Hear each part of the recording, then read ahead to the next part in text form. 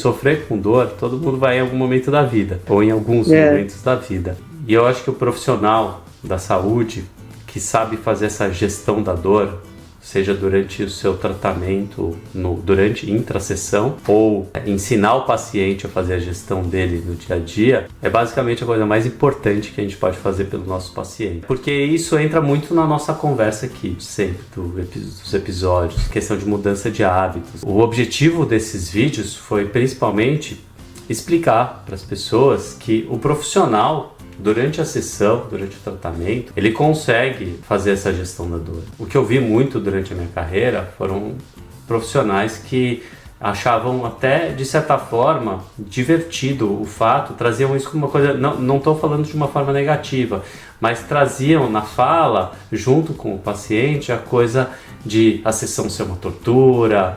Vamos começar a tortura, vamos começar a sessão de fisioterapia.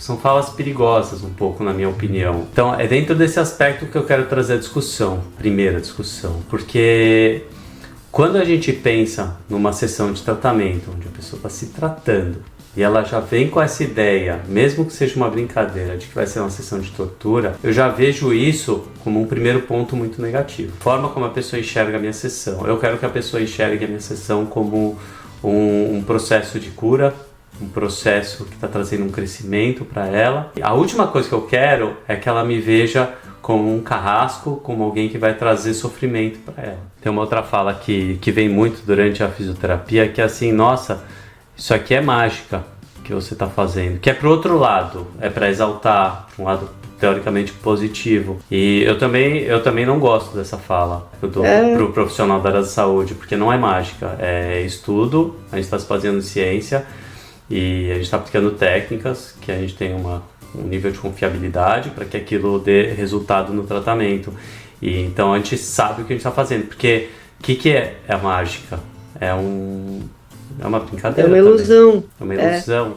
E outra fala também que eu quero trazer é em relação à dor psicológica. Porque esses dias eu ouvi uma pessoa, um pai de uma paciente minha, ele falou assim, eu não acredito muito nesse negócio de dor psicológica. E eu também já fiz vídeo sobre isso, sobre como dor psicológica não existe. A dor psicológica não existe, né? Não é uma coisa... a dor é explicada. Porque ela está acontecendo é fisiológico, então não é psicológico e não é só referente a um comportamento, porque quando uma coisa é psicológica, né, quando a gente é tratado exclusivamente pelo psicólogo, ela tem uma conotação mais de comportamento e relacionada a forma como as pessoas entendem as coisas exclusivamente e não tem um impacto no físico. Quando a gente fala em psicossomática, que é o termo correto, a dor psicossomática, ela tem o aspecto emocional que está impactando e como a pessoa percebe a dor. Então a dor, que é uma coisa física, ela não é psicológica, ela está sendo manifestada fisicamente no corpo e tem uma relação direta com como a dor é entendida por cada pessoa, isso que torna a dor individual. Tem um aspecto neurofisiológico, a neurofisiologia da dor. Quando a gente fala de psicossomática, a gente está falando da questão neurofisiológica, como o corpo é programado para interpretar aquela sensação, que é uma coisa individual. A definição hoje de dor tem um aspecto emocional impactando na forma como cada um percebe a dor, e isso torna a dor individual.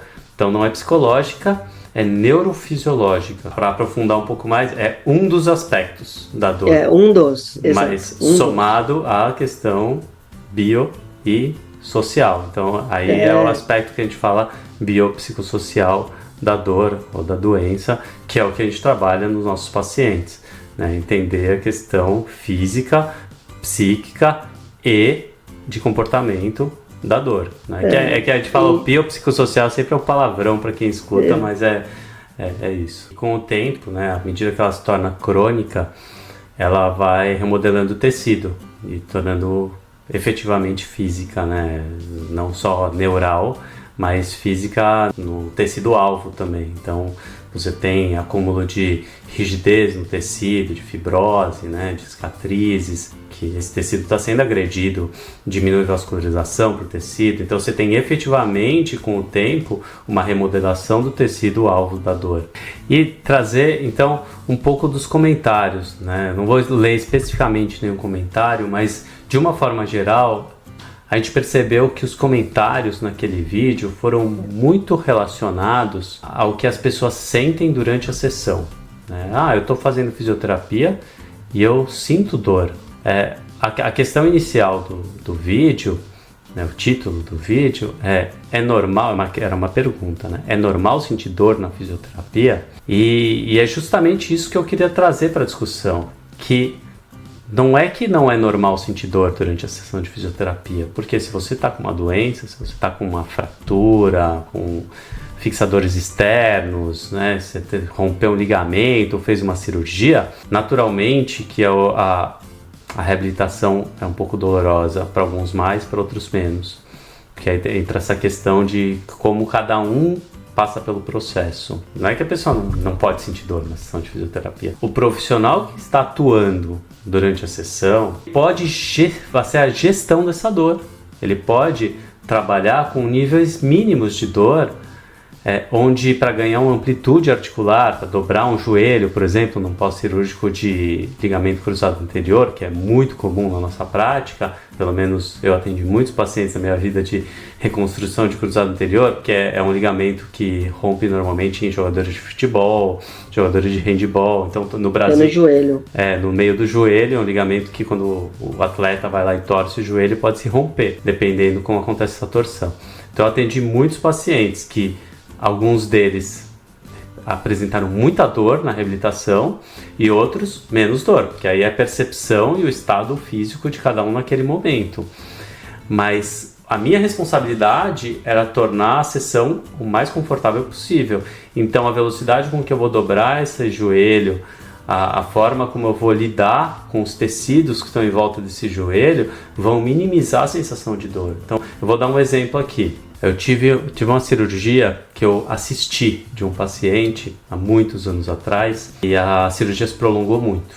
Então, os problemas com o equipamento, material cirúrgico, quebrou o material cirúrgico no meio da cirurgia. Então, assim, foi complexa a cirurgia. Uma cirurgia que é para durar 45 minutos, 1 hora, durou quase 2 horas, o dobro do tempo. Tanto que eu lembro que eu fui embora do hospital, já era umas 10 e pouco da noite e ainda estava rolando a cirurgia, estava no final.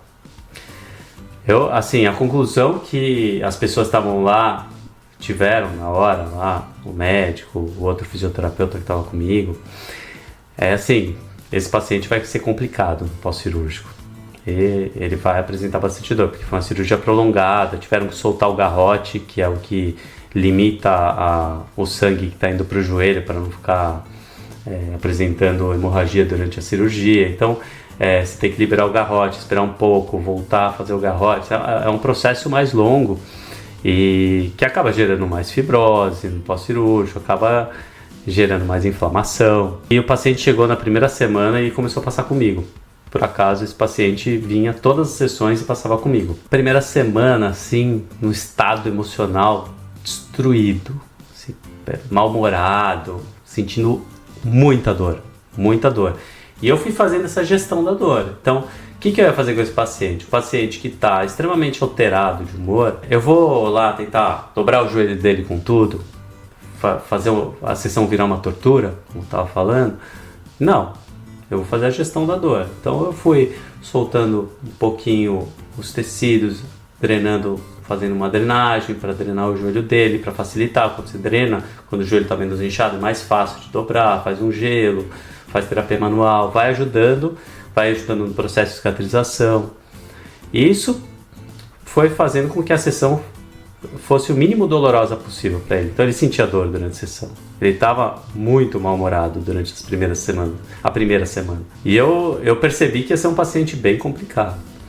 O que aconteceu? A partir da segunda semana, os níveis de dor dele caíram absurdamente. A sessão era divertida, a gente conversava, ia dobrando o joelho dele, ele não sentia praticamente dor durante a segunda, terceira semana, e ele evoluiu no tempo normal de qualquer paciente, ou seja, durante o primeiro mês ele já começou a andar sem mancar, o joelho dele foi dobrando, foi ganhando amplitude muito bem, e até o 6º mês ele estava totalmente reabilitado, ele voltou a fazer o esporte dele e ficou 100%. E aí entra aquela questão, o mesmo processo poderia ter sido feito diferente. Eu poderia ter feito uma sessão mais com formato de tortura. Ele poderia ter melhorado igual no final, mas o processo, na cabeça dele, o processo da fisioterapia teria uma conotação ruim, porque ele nunca mais ia querer voltar, né, para passar por aquilo. Lógico, quem quer fazer uma cirurgia e 6 meses de fisioterapia?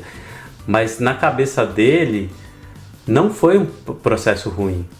Por quê?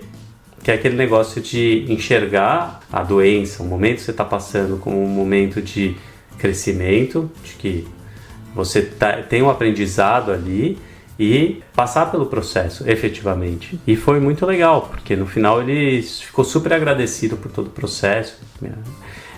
A gente conversava muito durante, foi muito legal mesmo todo esse processo, sabe? E para mim, esse foi um paciente que marcou muito essa questão de não querer que o meu paciente fique se contorcendo na maca, não querer que o paciente fique realmente sofrendo. Sofreu mesmo. Né, que seja necessário. E tem essa questão da fisiológica, quando você força uma articulação para uma posição que ela não quer ir, que tem uma restrição muito grande, fibrose, edema, e você está forçando, você está causando estresse. E a gente já falou muito isso aqui no podcast. O estresse libera neurotransmissores de estresse.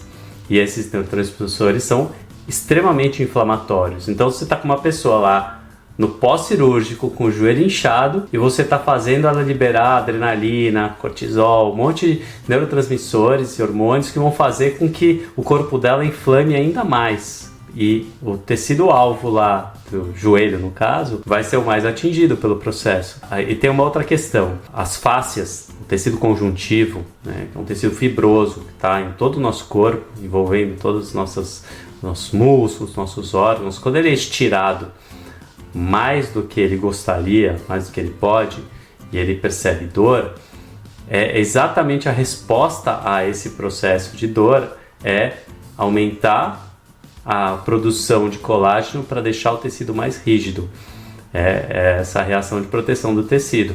Se eu estou sendo estirado mais do que eu posso, eu vou produzir mais colágeno para ficar mais rígido, causar mais retração, como se fosse uma super cicatriz, né? Uma fibrosona lá, que vai deixar o tecido mais duro. Então, assim, é uma ilusão de que você está ganhando amplitude numa sessão, você está causando uma reação naquele joelho, que na próxima sessão vai refletir no quanto esse joelho pode estar duro, pode estar mais inchado, inflamado, e depois a pessoa vai ter que ficar o dia inteiro fazendo gelo por conta disso, porque se aumentou o processo inflamatório, em vez de ajudar a reduzir. A gente está aqui no podcast muito no momento Ernest Becker. Então eu trouxe mais uma frase do Ernest Becker, do livro A Negação da Morte. Ele fala assim: a essência do homem é realmente a sua natureza paradoxal.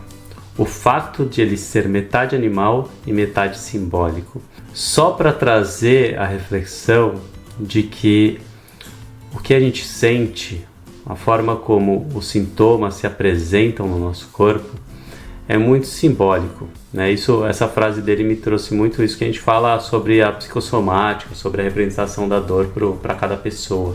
É muito simbólica, tem toda uma história de cada um que vai resultar na forma como a gente sente a dor. A primeira coisa também é não julgar. Não julgar. Cada um sente a dor de um jeito e não tenha julgamento na dor, porque cada um tem a sua percepção, sua história. Então a gente vai aqui com mais um episódio do podcast Cura pelo Hábito, nunca se esquecendo que aqui na descrição tem os 2 vídeos que deram origem a esse episódio, falando sobre é normal sentir dor na sessão de fisioterapia, e além disso tem todo o nosso conteúdo de livros, nossos 2 livros, nossos cursos, estão aí no link, na Linktree que está aqui na descrição.